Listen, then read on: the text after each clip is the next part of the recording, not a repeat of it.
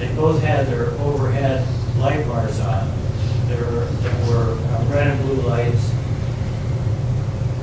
Brian did not see Officer Mazzini. Brian hit something. He had no idea what he hit. He did continue to put the Mazzini family and the Mentor Police Department through any more grief. As you know, many members of my family are. That was caused by my decision to drive impaired. The only thing that I can do is accept full responsibility for my actions, as you are aware. some case funds there. Well, I've read your memorandum, but essentially you're saying that B2 never applies in an aggravated vehicular homicide case, right? Just wanted to apologize to Officer Andy's family, to all the police officers that matter to my family. This is affected. I know that there's nothing I can do to right this tragedy that was caused by my decision to drive impaired. The only thing that I can do is accept full responsibility for my actions, as you are aware. I entered a plea of guilty to all charges in order to accept complete responsibility. Also, I did not want to put the Mazzini family and the Mentor Police Department through any more grief. As you know, many members of my family are in law enforcement and firefighters, and I've always been taught to admit my wrongs and punishment. I made a horrible series of decisions that evening. My use of alcohol and drugs have ruined the lives of others, as well as mine. I changed my behavior. I promised to do so during my period of incarceration and afterward. The day that goes by that I don't pray for the Mazzini family, Mr. Mazzini's son, his fellow officers, and his friends. I realize that my horrible decisions that evening have caused everlasting heartache to the Mazzini family, his friends, and my own family. Once again, please know how truly sorry and devastated I am that I am the one who caused this tragedy.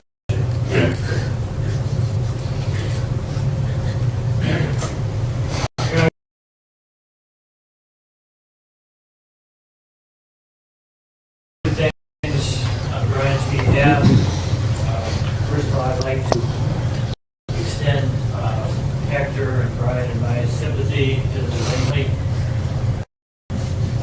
Officer Mazzini was a wonderful officer. He lived personally and cases with him. I know that his death has affected people in the community, affected the Mentor Police Department, who I know to be a fine department. And they have my sympathy. Brian, you heard a little bit from Brian's family, but I think you received approximately 58 letters from other members of the community. Some of those were the 5 letters from his family. That also tied. Brian grew up in Lake County, went to Lake Catholic High School. A lot of the letters were from people who knew him as he grew up. He then went away to Kent State University. I think his mother outlined some of the issues he had at Kent. He realized that he had a problem with alcohol and substance abuse, so he dropped out of Kent, even though he was playing hockey there and mentored a number of people. He came back to work on his sobriety. He did this on his own, not as a result of any court activity.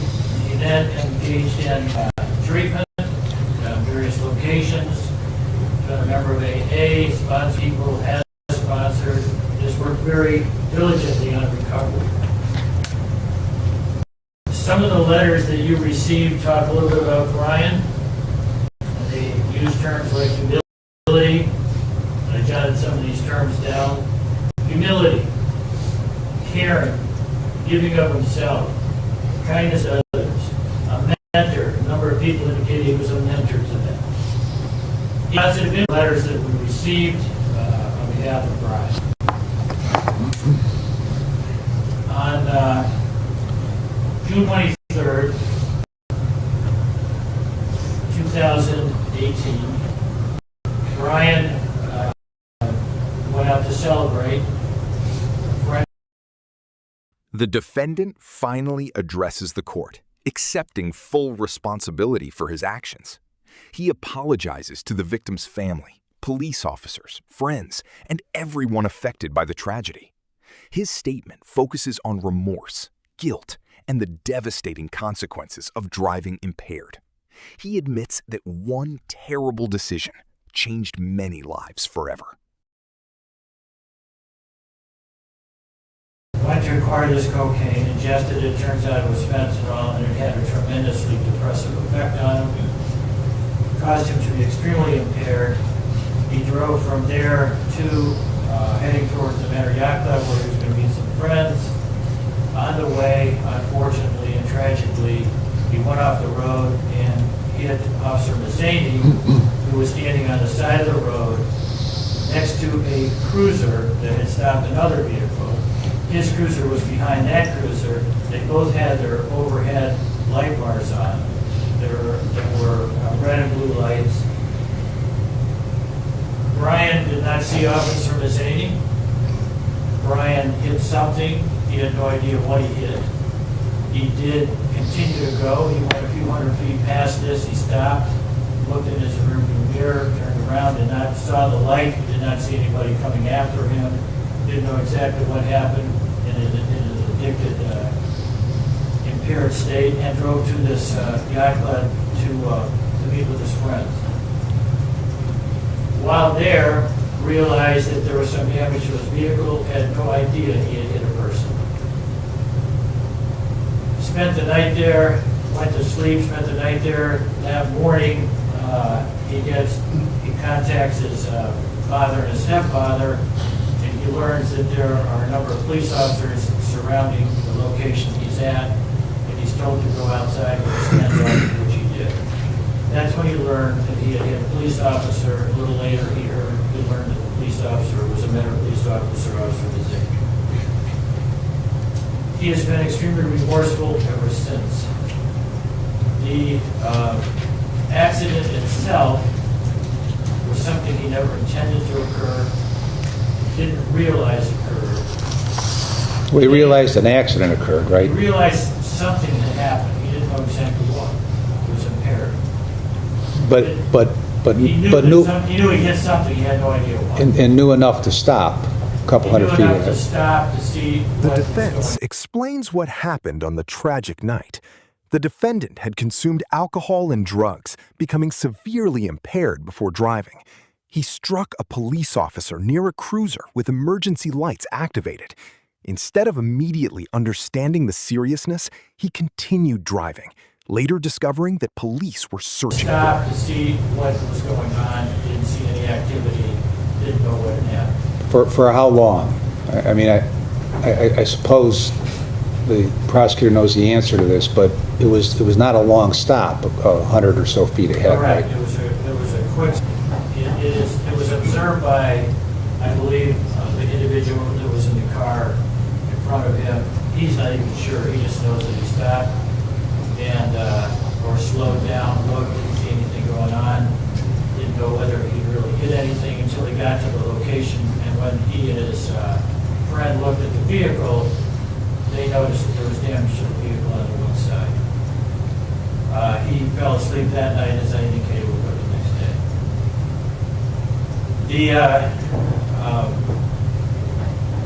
The situation for Brian was he was indicted on numerous counts.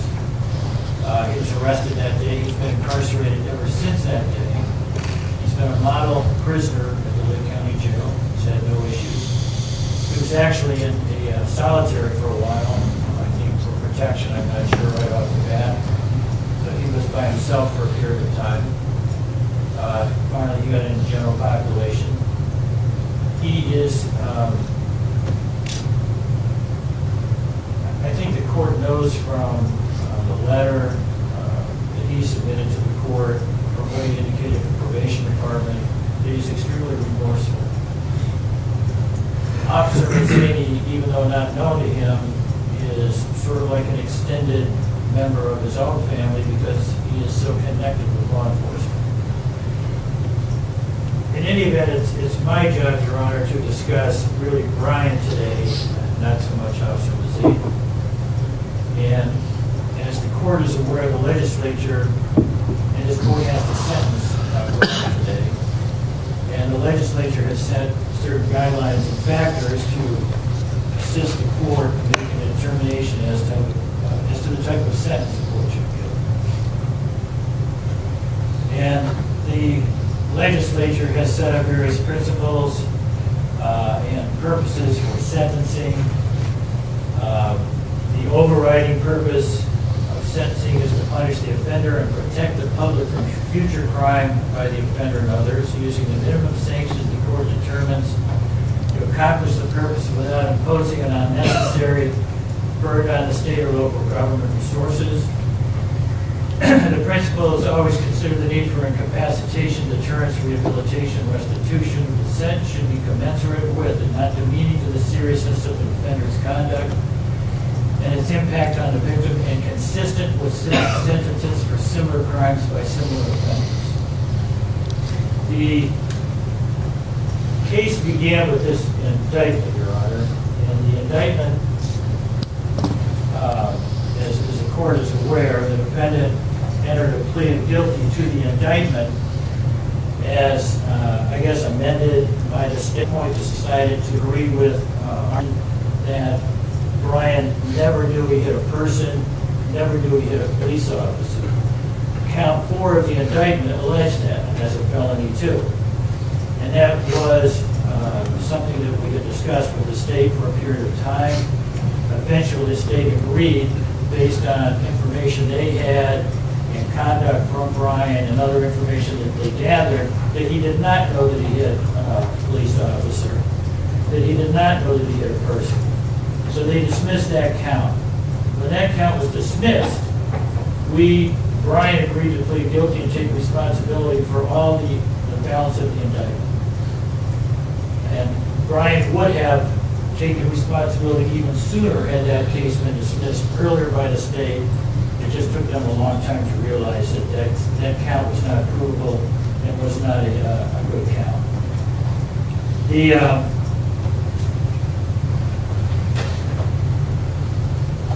factors for this court to consider under 29-29-12 are created by the legislature. And the legislature had determined penalties for different offenses, and for the offenses that Brian pled guilty to, the legislature has set up sentencing factors and sentencing ranges. So they have indicated to the court. The defense now turns towards sentencing.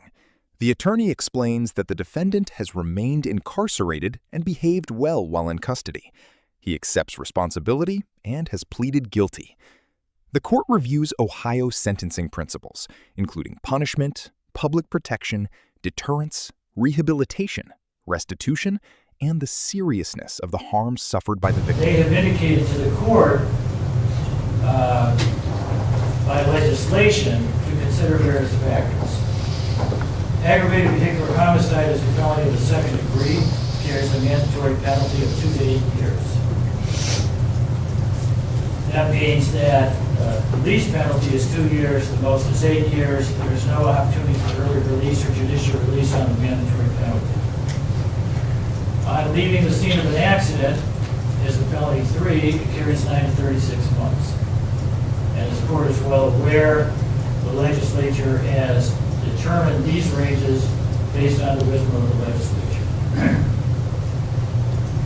In achieving the purposes and principles of sentencing, the court is to determine these factors, and I wanted to go through those factors with the court. Under 29-29-12, which is the statute that governs the various factors, the sentencing court should consider all the following that apply regarding the offender. Are you in subsection 29-12B? B? Okay. Correct. The sentencing court shall consider all the following that apply regarding the offender, the offense, or the victim, and any other relevant factors indicating that the offender's conduct is more serious than conduct normally constituting the offense. We don't believe that any of the factors under B apply here. What about B2? B2 says, the victim of the offense suffered serious physical, psychological, and economic harm as a result of the offense. There's no doubt that Officer Mazzini suffered serious physical harm and died. However, every aggravated vehicular homicide has the same elements. Every aggravated vehicular homicide requires proof of an OVI, 451119, proof of an impaired driver, and as a proximate result of that somebody dies. So under 292912B, this is no different than any other aggravated vehicular homicide. So has the legislator accepted out aggravated vehicular homicide under B2? No. But it automatically never applies. That's what you're saying, because the consequence or the result is death, right? I'm saying, and I'm going to suggest some case law in this area. Well, I've read your memorandum, but essentially you're saying that B2 never applies in an aggravated vehicular homicide case, right? I'm saying it doesn't apply to make it more serious or less serious. Well, B2 or subsection B are seriousness factors that make it more serious. So I want to be clear that your position is no matter what, in an aggravated vehicular homicide case, B2 does not apply because the end consequence is death. Correct. Okay. Under a number of cases that we cited in our memorandum, aggravated vehicular homicide offenses always involve death. The same serious physical harm factor applies in every case. So when the legislature tells you to look at factors, they're saying that in every single case, this factor is Not the legislature. The legislature never said that. They listed case law. right. The legislature has never amended B2. Correct. Okay. That the uniform application neutralizes the matter, so as to make any one instance of aggravated vehicular homicide no more or less serious. And that's the point I'm trying to make, is that in every aggravated vehicular homicide, you have a death and you have an impaired driver. And I understand the point. I understand the point you're trying to make, but as a result of that point, you believe B2 does apply in any aggravated vehicular homicide case. I don't think it makes it more or less serious. That's what I'm talking about. That's the point of B, is more or less serious, right? Or more serious. That's my understanding of the law, Judge. Okay, go ahead. That's how it's been interpreted by other courts of appeals. So that What has the 11th District done with that? Do you know? I don't know if they've dealt with that issue. Okay.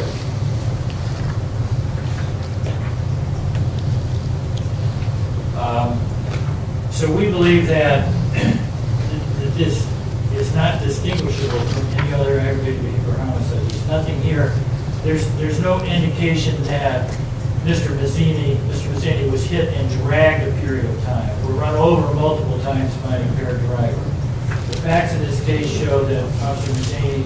Is that a situation where the cases that you talk about have addressed that? I'm looking Situations for such as more that? serious than death. Well, okay.